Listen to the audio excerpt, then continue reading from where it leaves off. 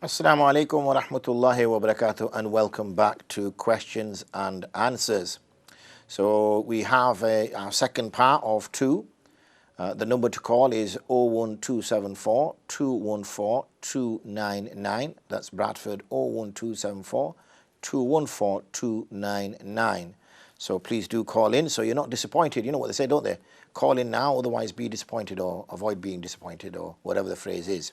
So inshallah ta'ala, we will persevere and we will continue with the questions that have already come to me on my platform, our Dar al-Iftar platform. That's questions we get regularly whilst we wait on a call.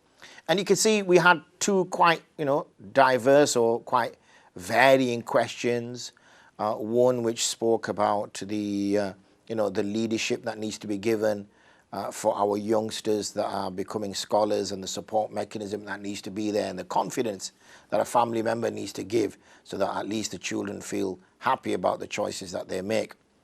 And in terms of and also the use of the phrase Lord, in terms of the House of Lords. And the second one was a more specific question from our sister, which mentioned about, when does one's wudu become nullified?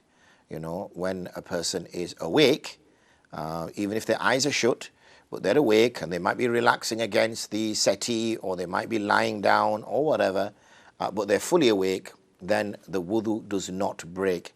The wudu only breaks when a person falls asleep. And when they fall asleep, the reason why it breaks is because your muscles relax. So when you're sleeping, your arms go floppy, your head goes floppy, and sometimes even saliva comes out of your mouth. And if all the top part of your body is floppy, then obviously where you're sat also becomes floppy, and now you can't tell whether you've released any wind or you haven't. You cannot tell. Therefore, ihtiyatan, just to be on the safe side, as a precautious measure, the fuqaha have advised a requirement for the and this also obviously from nusus as well, from narrations of how that happens. So let's whilst we wait for the calls to come in, let's deal with some more questions. Okay, so let's what's the next question? Here we are. A bucket of water had Surah Al-Baqarah and ayat of Shifa read upon them, i.e. dam. The water was not used and has been sat idle for some time. Is it permissible to spill this water in the sink, or will it have to be disposed of in a similar manner as disposal of Islamic literature? Okay, so let's reply to that. Bismillahir Rahmanir Rahim. So with regards to this bucket of water, which has had some Quran recited over it, or some masnoon dua recited over it, so that this person could use it as a means of shifa, then with regards to that, there is still a possibility that it should be used, because we all need shifa. So rather than spill it, find somebody in the house, or even yourself or anybody, to use that water, so at least it gets used effectively. That would be my simple answer, really. In terms of its disposal, yes, because it's water, it can be disposed in normal way down the sink, or even used outside in the garden to pour over leaves or the grass or on the soil. There would be no harm in doing so. However, I remind you to come back to the first part, which is there's family members in the house. They should use it, because if it's been recited, Quran recited over it, then inshallah ta'ala there will still be some barakah in it. Okay, so that's an important question in terms of some of the things that we may go through. But remember, there's many ways to deal with it. One, as I said, is the best way, which is use it. That's what it's there for. That's why somebody had somebody to recite over it. And if you choose not to use it, then, take it out into the garden. And rather than just waste water, take it out into the garden and pour it over the plants, or pour it over the grass or something like that. And even if you don't have a garden, whatever, there's nothing, you have concrete everywhere. Our Asian community like concrete, don't they? They like paving everything. So when they buy a house, one of the first things they do is pave the front garden and pave the back garden, so there's no grass. Even then they have problems, because the weeds come through the paving stones on the edges. We should have gardens. They're nice. They're pleasant. Yes, it means a little bit more work, because you've got to mow the lawn. but seeing flowers, the fresh smell, the grass, it becomes a habitat for animals. So it is quite pleasant, but yes, I know it involves a little bit more time and effort. Okay, let's take the next question that we have here. So this is a question which says, when a person missed compulsory fasts during Ramadan due to illness or health reasons, would the qaza fasts kept in the longer summer days be more virtuous than the ones kept in the short winter days? Same question also about the virtues of sunnah and nafil fasts kept in winter and summer. Okay, interesting question. So let's reply to this. Bismillahir Rahmanir Rahim. So when a person misses a prayer, missed a fast rather, then he should endeavor to make that qadha fast up as soon as possible rather than waiting. So nowadays, for instance, Ramadan is around April, May. So when we finish, Eid after Eid, then, which is in mid-May at the moment, but will be early May next year, inshallah ta'ala, then one should make up the qadha fast in May. There is no point in waiting a whole 7, 8, 9 months, whatever it is, till December or November or even October, and fasting a shorter winter days there. So really that's what should happen. Okay, so that answers the first question. The second question is about sunnah and nafil fasts. Of course, if a person fasts and when the day is longer, then there would be an expectation because of the hardship that this person is facing, there will be more reward. There's nothing there in the literature that I am aware of, in the nusus, in the ahadith, that suggests that obviously there will be more reward for a nafil sunnah fast in the longer summer days compared to the shorter winter days. So, we know, for example, that when a person, is going through hardship, not out of choice, but because they have to, like a compulsory act, like say fard fasting, or getting up and using cold water to make wudu, that's because the circumstances are like that. Not because the person made those circumstances. So when the circumstances are like that, for instance, when it's winter, it's very cold, and the person goes and makes wudu, upon difficulty, then there is great reward for him. That does not mean that the person goes downstairs, turns on the aircon to -10, freezes the whole house, so he can walk in freezing temperature to the wudu area to make wudu, to think, oh, I'm going to get more reward for this. That's not what it means. Whenever we see the mention of more reward, it's persevering in the conditions you find yourself in. We see, for example, that when people were traveling, the musafir, in the time of the Prophet of Allah sallallahu alaihi wasallam, some fasted and some didn't fast. And the ones who fasted did not look down upon the ones who didn't fast. And the ones who didn't fast didn't feel low in front of the ones who did fast. And in fact, the Prophet of Allah sallallahu alaihi wasallam kind of rebuked people who, there was an episode, if my memory serves me well, where one person, there was a lot of people gathered around this person because he decided to fast whilst he was traveling. But because of the extreme heat, he was struggling.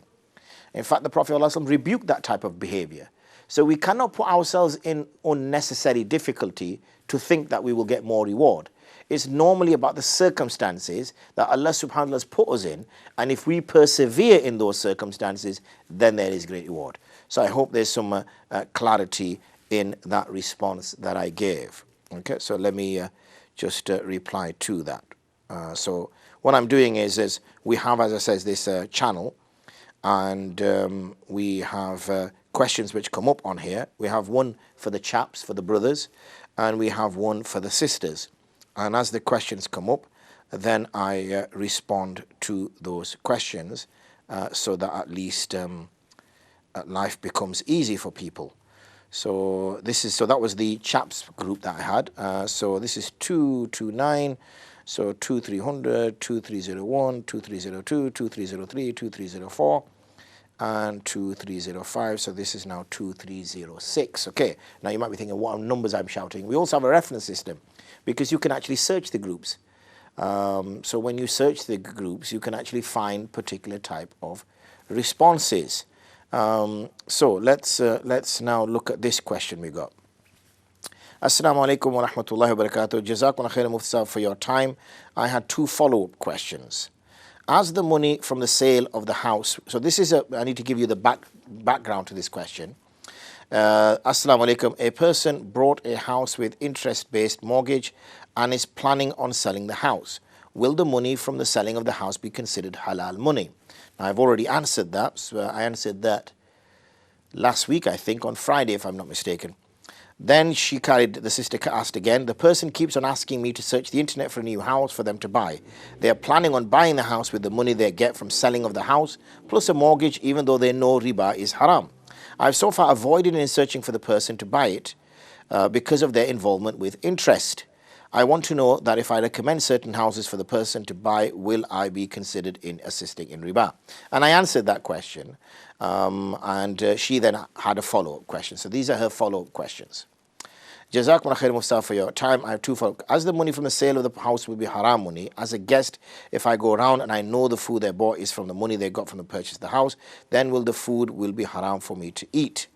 A person has rent out a property which they bought with interest-based mortgage and are still paying interest on the loan. This is their income through which they buy food. For what I understand, they're allowed to eat food from the money from the rental property. When I go around, they give me tea and put food on the table. Knowing that the money from which they bought the food is from the rental money, as a guest, is it halal for me to eat the food they give? If it is not permissible, do I have a duty to tell my family members to avoid the food? Okay, so quite a detailed question there. So, wa alaikum assalam wa rahmatullahi wa barakatuh. In terms of a person who may or may not be involved in illegal from a Sharia perspective behavior, activities. So we have to know that this person is behaving in illegal practices. We cannot just assume that, okay? Many people make assumptions because they look outside the person's house and he's got 3 fancy cars, lives in a big, flash house, and, he earns a basic wage. So we think, how can he afford 25,000, 30,000 pounds worth of cars? How can he afford a 200,000 pound house when he's on benefits or something? How's he managed to do? So we jump to conclusion and we think, okay, he might be dealing drugs, or he might be doing some fraudulent activity or whatever. Now, we cannot make those assumptions because we have to have husn dhan towards people, good view of people. We should not have bad view of people until we know categorically that this person is engaged in haram. So in this scenario that the sister explains, because the rental money is something which is, they have a halal source of money, which is the rental income, then one should assume, and she knows that this person has a haram source of money. And remember, when she entered into the mortgage agreement, she's not gaining interest, she's actually paying interest. So there's no haram money coming into the house. Okay, there's money going out to pay for a mortgage. So that needs to be understood as well. So in terms of that, no, it would not be considered impermissible if a person ate from that house and consumed the food from there at all. So that's something we need to bear in mind. Okay, so let me just respond. I have responded to that, and now I just need to add my little 2307, which is a means of how I measure it. So that, alhamdulillah, deals with all the outstanding questions that I had on my Dar al-Iftar groups. Okay, so what I might do in the future is maybe share the Dar al-Iftar links or give the titles or something, and then you can search them yourselves, and then you can join the channel, and you can get, because what the advantage of the platform that we're on is that all the past questions and answers remain there. So you can, and I think we've been running for, I don't know how long we've been running for. We've been running for a couple of years at least, if I remember correctly. Let me just check. Maybe there's a date somewhere when this first set up. Not so sure. I don't know where to look really on this platform as to when you look for a date as to when it was set up. Let's see. Maybe it's on here. Okay. No, what I'll do is I'll have to find that when we actually set it up. But it's a good few years, so you'll have hundreds, in fact thousands of questions, because I've just put the reference number as 2,300, and the other time I put the reference number as 2,800. So there's nearly 3,000 questions and answers on that group, alhamdulillah. So you can have so many, and you can search the groups as well. So maybe that's something I can share in the future for future. So those questions are done, waiting on any that will come through the phone. So now is a perfect opportunity. You've got maybe several minutes left before we end today's show. So if you do have a question, it's 01274 214-299. So please do call in. Don't leave it any longer, because then we will be out of time and I will not be able to take your call. So if you do have that, please do make that call. So important things to bear in mind is, as we now sort of come out from an academic year, finishing a particular year, we're going to get a summer period. And in this summer period, we're going to have a lot of time on our hands. And I just want you to remind you of the kind of promises that you made, or the decisions that you made in Ramadan, that you're going to learn this or you're going to learn that. Soon Shawwal will be behind us. Shawwal is now, we're well into Shawwal. I think we're in the sort of 20th or something like that. And therefore, another 10 days or so, Dhul Qa'dah will start. And then, Dhul Qa'dah finishes, we're into Dhul Hijjah. And Dhul Hijjah is, those 10 days are very special days. And inshallah, if I remember, near the end of Dhul Qa'dah, I'll speak about the 10 days of Dhul Hijjah, so that we can be better prepared for those 10 days of Dhul Hijjah. And also I will speak of Udhiyah, yani Qurbani. And also I will talk about those sorts of things, because it's important that we prepare for them so that we can best utilize that. Because after that, then we kind of enter what's called a quiet period, because the kind of religious months, as we call them, are, between Ramadan, Shawwal, Dhul Hijjah. And then, we have Muharram, but these really are the key times. And this year, we may not get chance to perform Hajj, but inshallah ta'ala, as lockdown ceases to exist, we're hopeful that here in the UK on June the 12th, that all the social distancing laws are removed. So we go back to normal, back to how it was March 2020, I think it was, or February 2020, when things were normal. Just feels so long ago when things were normal. Don't even know what normal is anymore. So we will be back to some level of normality, but we also need other countries also to reach to some level of normality, so that we can easily travel back and forth. I guess the people will need to have some kind of vaccination certificate, some kind of confirmation that they've had the vaccine to allow people to travel freely. But inshallah ta'ala, we see light at the end of the tunnel. So, for those, again, it's also for those people who've passed away in these 15 months or so, or 14 months or so. I guess when we get to June, it will be, 16 months. That, for these 16 months, what they've missed out on is the congregational prayer. They may have missed out on people, large number of people, or pious people anyway. We don't necessarily want a large number of people. We want a large number of pious people at our janazah. They may have missed out on that. We may have missed out on going for janazah for a loved one. Or we may have missed out on performing ta'ziyat for somebody. So we've missed out on a lot. We've made a lot of sacrifices over these 16 months, and we've lost a lot of people who've missed out on those occasions. So what we hope now, inshallah, it's behind us, so that at least we can progress and move forward and get back to the way things used to be. But I guess the 16 months is also a moment of reflection of all the ni'mat which Allah subhanahu wa ta'ala has given us, that He's given us a lot. And we've seen that such a tiny disease, I mentioned to you that if you were to collect all the virus, all the molecules of the virus on the planet, it would not fit more than in this mug here. All the molecules of the virus will fit within this mug here. Can you imagine that all the viruses which only fill this mug here, this cup here, are the ones which have brought so much devastation across the whole planet? So if Allah subhanahu wa ta'ala can use that amount of something to destroy, literally bring the world to its knees, because economies have destroyed, companies have closed, people have lost jobs, many hundreds of thousands of people have died, many, probably millions of people have suffered. There's been a lot of loss, a lot of death, and it's still carrying on. So, this has been a huge, if ever anybody needs a wake-up call, it's been a huge wake-up call of what is due to come. And this is mentioned in narrations, that these type of trials and tribulations will become regular near the end of days. It'll be one after the other, after the other. You'll just be recovering from one, and before you know it, you'll get hit with another. And it felt like that, didn't it, during this coronavirus? We had the first wave, and we thought, okay, things are getting better. And it was getting around summer, and we thought, yep, that's it, it's over, it's done. And then suddenly the second wave hit. And then we went back into lockdown. We stopped everything again, and it was, back to literally staying inside your houses and not doing anything.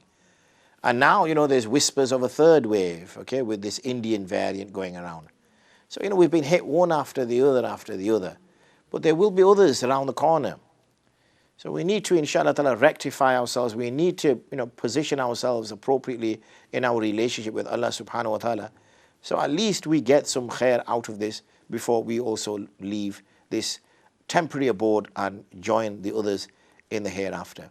So essential. And one of the purposes of this show in particular, and I will be with you inshallah ta'ala tomorrow, and I will hopefully be with you inshallah ta'ala on Friday, is to touch upon those questions, those burning issues that you have inside, in your head, in your heart, to be able to address that so you can move forward and worship your Rabb. But it also requires a commitment from you, a commitment in the sense that for those of us who are going to take some time out, whether it's a staycation or vacation or whatever else cation, that would be we do some education. Hey, that's not bad. Okay, we do some education in that. We also take some time out and say, let's do the things we said we were going to do during Ramadan. Let me go get my tajweed sorted. Let me go learn the dua that I need to recite in salah. Let me go learn some surah so that I'm not reciting Surah Ikhlas in every rak'ah. Let me do, let's do those things we said we were going to do. And until we make that change ourselves, until we stand up and persevere, then unfortunately we're going to come back to Ramadan 14, I've lost the days, and 1443, and also 2022, and we're going to be back in the same situation. Anyway, that's enough of me. I'm sure you got other things to do as well. So I look forward to seeing you again tomorrow, same time, same place, same project, same person. Talk about being the same. And we will again touch those many questions over the phone or on our platform, inshallah ta'ala. So I look forward to seeing you. Have a safe week, have a safe evening. Remember Allah, remember us in your du'as. Make it a happy evening. Spend some quality time. And I'll see you tomorrow, inshallah. Assalamu alaikum wa rahmatullahi wa barakatuh.